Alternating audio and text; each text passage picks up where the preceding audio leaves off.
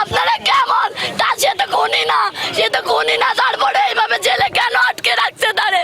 তার স্ত্রী কষ্ট সহ্য করতে না পারে। আমার বোন, আমার একটা বোন, আমার একটা ভাগ্নে আত্মহত্যা করছে, কত কষ্ট নিয়ে মরছে। রাজনীতির কি এই পরে নাম হলো? এত এত কষ্ট করছে, সে তো কোনো খুনি না, তার ছোটখাটো মামলা, তারে কেন ছাড়লো না? কেন ছাড়লো না? কেমন আছে তোমার কাকা? আমার ভাইয়া, তার আমি দুলো ভাই না, আমার নিজের ভাইয়ের চোখে দেখতাম, সে তার কোনোদিন কাঁদতে দেখিনি। হাসিনা সরকারের পতনের পরে সাদ্দাম পলাতক ছিল, তো লাস্ট 11 মাস আগে সে অ্যারেস্ট হয়েছিল গোপালগঞ্জ থেকে। অ্যারেস্ট হওয়ার পরে আমার ভাস্তি, ওর ওয়াইফ, ও সবসময় ডিপ্রেশনে থাকতো, হতাশাগ্রস্ত থাকতো।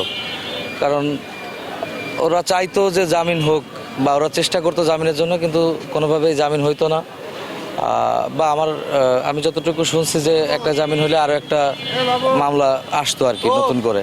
তো সেক্ষেত্রে অনেকটা ডিপ্রেশন এবং হতাশাগ্রস্ত ছিল, যার কারণে তো সে গতকালকে দুপুরে আমরা তার লাশ ঝুলন্ত অবস্থায় পাই ফ্যানের সাথে, এবং তার বাচ্চা পানির মধ্যে চুবানো অবস্থায় ছিল। এতটুকুই আমরা জানি। আর বাকি যেটা আছে পোস্টমর্টেম করা হয়েছে আজকে, তো সেক্ষেত্রে প্রশাসনের লোক তারা তদন্ত করে দেখবে আসলে কি হয়েছিল। কালকে আমরা আবেদন করছিলাম, তো আমাদেরকে কোনোভাবে আর কি ফেরোলে বাইকে মুক্তি দেওয়া হয়নি।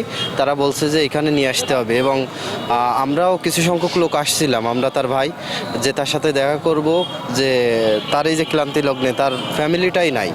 তো আমাদের দেখলে হয়তো বা একটু ভালো লাগবে, কিন্তু কিছু সংখ্যক 3 থেকে 4 জন লিমিট লোক নেওয়া হয়েছে, তো আমাদেরও ঢুকতে দেয়নি।